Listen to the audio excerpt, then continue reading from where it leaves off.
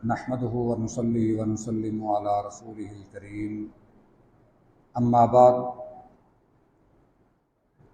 سیدنا جابر بن عبداللہ رضی اللہ تعالی عنہما سے مروی ہے، رسول اللہ صلی اللہ علیہ وسلم نے فرمایا، یا ایھا الناس اتقوا اللہ،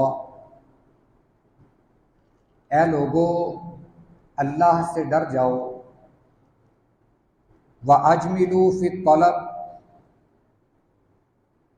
اور دنیا کا مال اچھے طریقے سے حاصل کرو، فَإِنَّ نَفْسًا لَن تَمُوتَ حَتَّى تَسْتَوْفِيَ رِزْقَهَا، بے شک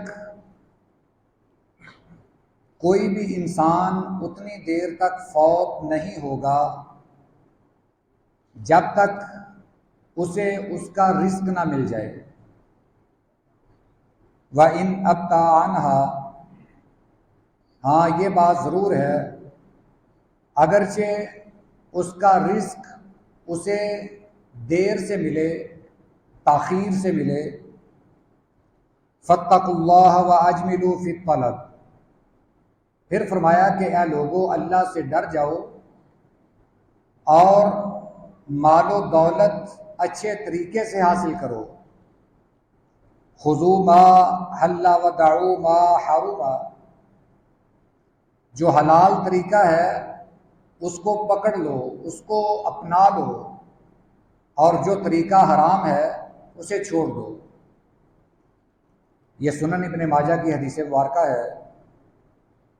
ایک اور سنن ابن ماجہ ہی کی حدیث مبارکہ ہے، اس میں مختصر الفاظ یہ ہیں، وہ روایت سیدنا ابو حمید الساعدی رضی اللہ تعالی عنہ سے مروی ہے کہ رسول اللہ صلی اللہ علیہ وسلم نے فرمایا، اجملوا فی طلب الدنیا، دنیا اچھے طریقے سے حاصل کرو، فإن کلا میسرا لما خلق لہ، انسان جس کے لیے پیدا کیا گیا ہے، جو چیز انسان کے لیے بنائی گئی ہے وہ انسان تک آسانی کے ساتھ پہنچ جائے گی۔ اب یہ دونوں احادیث مبارکہ ہمیں اس بات کا درس دیتی ہیں کہ ہمارا کام صرف محنت کرنا ہے، رزق کے لیے نکلنا ہے۔ اب آگے رزق عطا کرنا یہ اللہ کا کام ہے، کسی کو زیادہ عطا کر دے، کسی کو کم عطا کر دے، مگر یہ بات حتمی ہے کہ جو رزق اللہ نے آپ کے مقدر میں لکھ دیا ہے وہ آپ کا رزق کوئی روک نہیں سکتا۔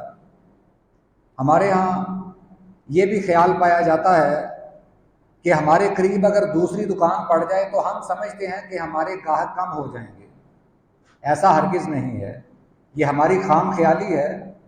جو رزق آپ کے مقدر کا ہے وہ آپ کو ہر حال میں ملے گا۔ ایک انسان وہ ساری زندگی محنت کرتا ہے، اسے اس کی محنت کے برابر رزق نہیں ملتا، اور زندگی کے آخری حصے میں اللہ اس کے لیے فراوانی کر دیتا ہے، اللہ اسے خوشحال کر دیتا ہے۔ ایسی مثالیں بھی موجود ہیں کہ بندہ ساری زندگی غربت میں گزارتا ہے، قسم و پرسی کی زندگی گزارتا ہے، مگر زندگی کے آخری ایام میں بڑا خوشحال ہو جاتا ہے۔ اس کا مطلب یہ ہے کہ اللہ نے اس کے مقدر میں جو رزق لکھا تھا اسے پہنچا ضرور ہے مگر تاخیر سے۔ اب یہ اگر ہمارا یقین بن جائے، یہ جیسے پرندوں کا یقین ہے، جانوروں کا یقین ہے۔ اب جو بھی پرندہ صبح سے نکلتا ہے اسے نہیں پتا کہ میرا رزق کہاں ہے، یا جو بھی جانور وہ اپنی کھچار سے نکلتا ہے اسے یہ نہیں معلوم کہ میرا رزق کہاں ہے۔ بعض اوقات اسے رستے میں جاتے شکار مل جاتا ہے، بعض اوقات وہ سارا دن گھومتا پھرتا ہے۔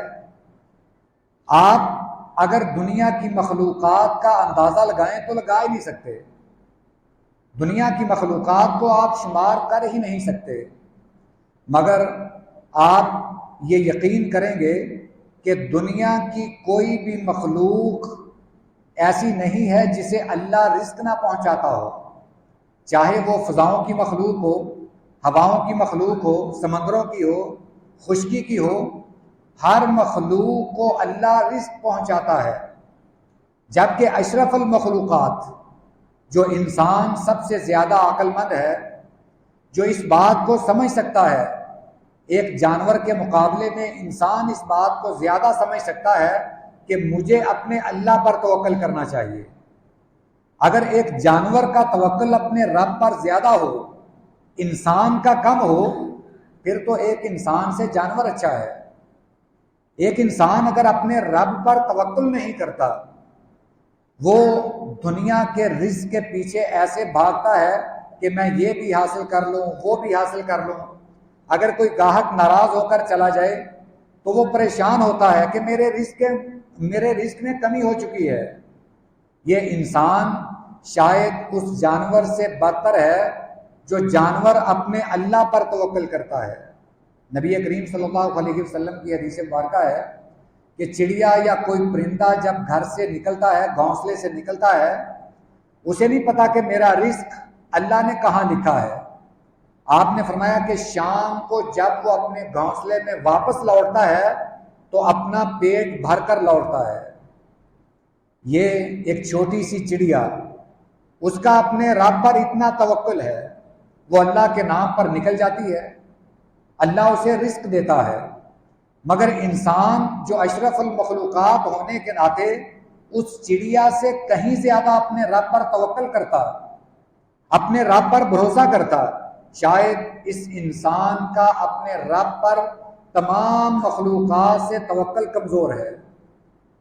ہمارے ہاں اگر سب سے زیادہ کوئی اہمیت ہے تو مال کی، دولت کی، اس کے لیے ہم اپنی قرابت داری کو چھوڑ دیتے ہیں، رشتہ داریوں کو چھوڑ دیتے ہیں، ہم ناراضیاں مول لے لیتے ہیں، صرف ایک مال کی خاطر، دنیا کی دولت کی خاطر۔ جبکہ ہمیں یہ معلوم ہونا چاہیے کہ ہمارے مقدر میں، ہماری قسمت میں جو رزق ہے وہ ہر حال میں ہمیں مل کر رہے گا۔